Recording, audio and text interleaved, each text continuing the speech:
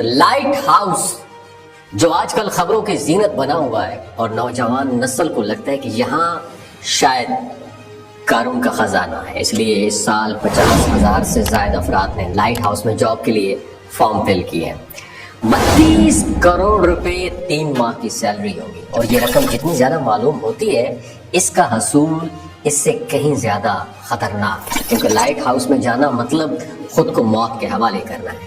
اب تک 400 سے زائد افراد وہاں جا چکے ہیں، جن میں سے محض 3 خوش قسمت ہی واپس آئے ہیں، اور ان کا تعلق بنگلہ دیش سے۔ اس کا مطلب ہے بنگالی انقلابی قسم کے لوگ ہیں۔ آج کی اس ویڈیو میں آپ کے ساتھ بنگلہ دیش کے قیدی کی کہانی شیئر کریں گے کہ کیسے لائٹ ہاؤس میں اس نے خوفناک رات گزاری، اور لائٹ ہاؤس جسے سمندر کے کنارے موجود ایک عام سی بلڈنگ سمجھا جاتا ہے، اپنی ظاہری سادگی کے پیچھے بہت سارے راز چھپائے ہوئے ہیں۔ یہ بلڈنگ بنیادی طور پر سمندری مسافروں کے لیے راستہ دکھانے کا کام کرتی ہے، لیکن اس کے ساتھ ساتھ یہ پراسرار کہانیوں کا ایک گہرا راز بھی بن چکا ہے۔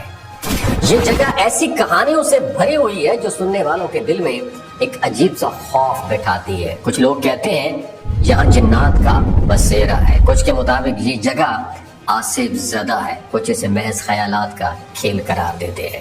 لیکن کہانی یہاں پر ختم نہیں ہوتی۔ بنگلہ دیش سے تعلق رکھنے والے ایک قیدی کی لکھی ہوئی ڈائری میں لائٹ ہاؤس کے حوالے سے ایسے انکشافات کیے گئے جنہوں نے لوگوں کو حیران کر کے رکھ دیا ہے۔ وہ شخص جو وہاں پہلی رات گزار کر واپس آیا، اس کے بیان سن کر عقل دنگ رہ جاتی ہے۔ اس کے مطابق لائٹ ہاؤس صرف ایک بلڈنگ نہیں ہے، بلکہ ایک ایسی جگہ ہے جہاں انسان کا سامنا اپنے سے بڑے، سب سے بڑے انسان کے خوف سے سامنا ہوتا ہے۔ اور دلچسپ بات یہ ہے کہ لائٹ ہاؤس کی بلڈنگ کا ڈیزائن بھی ایک معمہ ہے۔ کچھ لوگ کہتے ہیں اسے اس طریقے سے ڈیزائن کیا گیا ہے کہ وہاں موجود لوگ الجھن اور بے چینی کا تاکہ شکار ہو جائیں۔ ان کے اندرونی راستے اور اس کی گول شکل نہ صرف جسمانی بلکہ ذہنی الجھن پیدا کرتی ہے۔ اور یہ بات تو واضح ہے کہ لائٹ ہاؤس کے بارے میں جتنی کہانیاں مشہور ہیں، اتنے اس کے کردار پر سوالیہ نشان بھی ہے۔ لیکن کیا یہ واقعی ایک عجیب و غریب مخلوقات کی جگہ ہے، یا پھر سب محض انسانی تخیلات کا نتیجہ ہے؟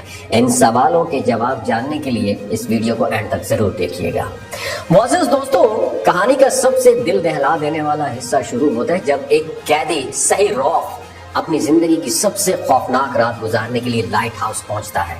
وہ ایک ایگریمنٹ کے تحت یعنی پیسوں کے لالچ میں یہاں پہنچا تھا، لیکن جیسے ہی ہیلی کاپٹر اسے وہاں اتار کر چلا گیا، اسے یہ ریئلائز ہوا کہ وہ ایک ایسی جگہ پر ہے جہاں خوف ہر طرف سایہ کیے ہوئے ہے۔ شام ڈلتے ہی عجیب سی خاموشی نے اس جگہ کو اپنی لپیٹ میں لے لیا، اور سمندر کی لہریں معمول سے زیادہ تیز لگ رہی تھی، لیکن یہ شور کسی اور خطرے کا پیش خیمہ تھا۔ سہی روف کے مطابق جیسے یہ مغرب کا وقت ختم ہوا، پہلی بار اسے ایک عجیب و غریب آواز سنائی دی، اور یہ آواز ایسی تھی جیسے ہزاروں عورتیں ایک ساتھ ماتم کر رہی ہوں، اور ایک ماتم جیسا شور۔ اس نے خود کو تسلی دینے کی کوشش کی کہ محض لہروں کے گونج ہیں، لیکن دل ماننے کو تیار نہیں تھا۔ سہی روف نے خوف کے عالم میں نماز پڑھنے کی کوشش کی، لیکن جیسے ہی وہ رکوع میں گیا، اسے لگا کہ زمین لرز رہی ہے۔ وہ بار بار اپنے کان بند کرنے کی کوشش کرتا، لیکن وہ آوازیں اتنی بلند تھیں کہ ان کا راستہ روکنا پاسبل ہی نہیں تھا۔ یہ صرف آوازیں نہیں تھی، بلکہ ایک ایسا خوف تھا جو اس کے دل کی دھڑکن روک دینے کو تیار تھا۔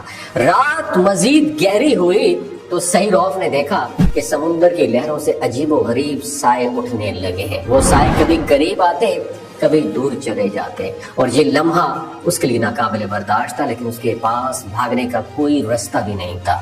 جیسے ہی آدھی رات گزری، لائٹ ہاؤس کی پوری بلڈنگ لرزنے لگی۔ سہی روف کے مطابق اسے یوں محسوس ہوا جیسے وہ بلڈنگ اس کے اوپر دھڑام سے گر جائے گی، اور خوف کے مارے اس نے آنکھیں بند کر لی، لیکن بند آنکھوں میں بھی اسے عجیب و غریب چہرے نظر آتے تھے۔ دوستو، یہ صرف آغاز تھا۔ رات کے باقی حصے میں مزید ایسے لمحات تھے جو سہی روف کی زندگی کو مکمل طور پر بدل گئے، لیکن یہ بات واضح تھی کہ لائٹ ہاؤس کی یہ رات ایک عام انسان کی ہمت کو چیلنج کرنے کے لیے کافی تھی۔ سہی روف جو کہ ایک مضبوط دل کا مالک سمجھا جاتا تھا، اب مکمل طور پر بے بس نظر آ رہا تھا۔ اسی لمحے اس نے اپنی آخری امید کے طور پر مذہب اور دعا کا سہارا لیا۔ جب خوفناک آوازیں مزید بلند ہونے لگیں تو اس نے قرآن پاک کی تلاوت شروع کر دی. اس کے دل میں یہ یقین پیدا ہو گیا کہ شاید اللہ کی مدد سے ان پراسرار قوتوں سے بچا جا سکے. اور صحیح روف کے مطابق جیسے ہی اس نے تلاوت شروع کی آوازیں لمحے بھر کے لیے تھم گئیں، لیکن وہ خاموشی زیادہ دیر تک برقرار نہ رہ سکی. جیسے ہی وہ ایک سورت ختم کرتا دوبارہ وہی چیخیں، وہی ماتم اور وہی لرزتی ہوئی آوازیں اسے اپنی گرفت میں لے لیتی. لیکن اس نے ہار نہیں مانی. وہ ایک لمحے کے لیے ایک دعا کرتا رہا اور قرآن کی مختلف آیات پڑھتا رہا اور دل میں اللہ سے معافی مانگتا رہا کہ شاید اس کی غلطی کی تلافی ہو جائے. اور یہ لمحہ صرف خوف کا نہیں بلکہ ایمان کا امتحان بھی تھا.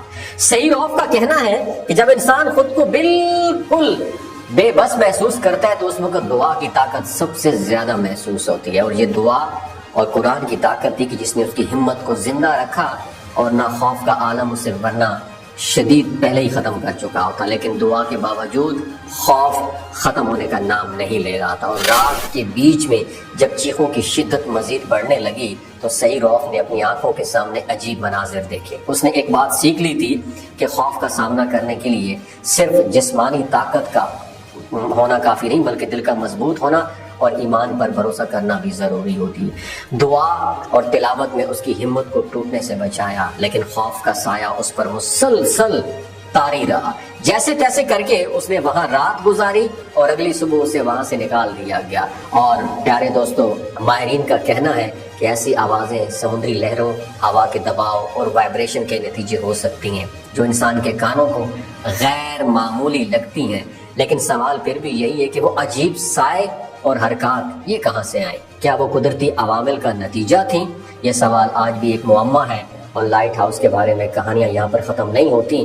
یہاں کام کرنے والے اکثر افراد نے عجیب و غریب واقعات کا تذکرہ بھی کیا ہے. کئی لوگوں نے یہ کہا ہے کہ انہوں نے ایسی آوازیں سنی ہیں جو کسی انسان کی نہیں ہو سکتی. کچھ نے پراسرار سایوں کو دیکھنے کا کلیم بھی کیا اور کچھ اس حد تک بھی پار کر گئے. انہوں نے کہا کہ یہ جگہ جنات یا پراسرار مخلوقات کا سایہ ہے. اور جو دستیاب معلومات ہیں ان کے مطابق اب تک 400 سے زائد افراد نے یہاں پہ کام کیا، لیکن ان میں سے صرف 3 ہی واپس آ سکے. وہ بھی بنگلہ دیش سے تعلق رکھنے والے افراد تھے. ان میں سے ایک نے میڈیا کو بتایا کہ یہ جگہ صرف تنہائی نہیں ہے بلکہ خوف اور اذیت کی ایک زندہ جہنم ہے. وہاں کام کرنا ایسا ہے جیسے آپ موت کو خود دعوت دے رہے ہیں. کوئی معصوم موسیقی، کوئی میوزک، کوئی ہنسی اور کوئی پارٹنر نہیں ہوگا. صرف سمندر کی گرجتی آوازیں اور ایک خوفناک خاموشی اور آپ ہوتے ہیں. اور بنگلہ دیش سے تعلق رکھنے والے اویس جو ان 3 خوش نصیبوں میں سے ایک ہے جنہوں نے وہاں سے واپسی کا سفر کیا، اس نے ایک انٹرویو میں کہا کہ یہ جگہ کسی بھی انسان کے لیے نہیں ہے. اور رات کو ایسا لگتا تھا جیسے کوئی میری طرف آ رہا ہو، میری طرف دیکھ رہا ہو، کوئی میرے قریب چل رہا ہو، لیکن جب میں پلٹتا تھا تو وہاں کوئی بھی نہیں ہوتا تھا. اور اویس کے مطابق یہ تنہائی صرف ظاہری نہیں بلکہ اس میں کچھ غیر مرئی خوف بھی شامل تھا، جیسے کوئی سایہ ہمیشہ اس کے ساتھ ہے. اس کے علاوہ آذربائیجان کی ایک لڑکی کی کہانی بھی خوف زدہ کرنے والی ہے جو اسے لائٹ ہاؤس میں نوکری کرنے کے لیے گئی تھی، لیکن کچھ دن بعد اس کا سارا رابطہ ڈسکنیکٹ ہو گیا.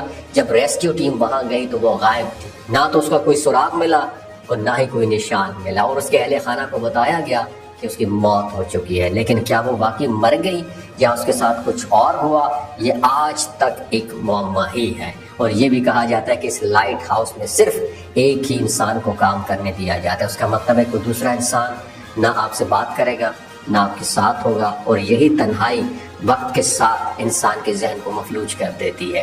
ابھی سری لنکن رومیش کمار وہاں جاب کر رہا ہے اور نئے سلیکٹ ہونے والے پاکستان کا مانسیرا سے تعلق رکھنے والا 19 سالہ شاہزمان ہے.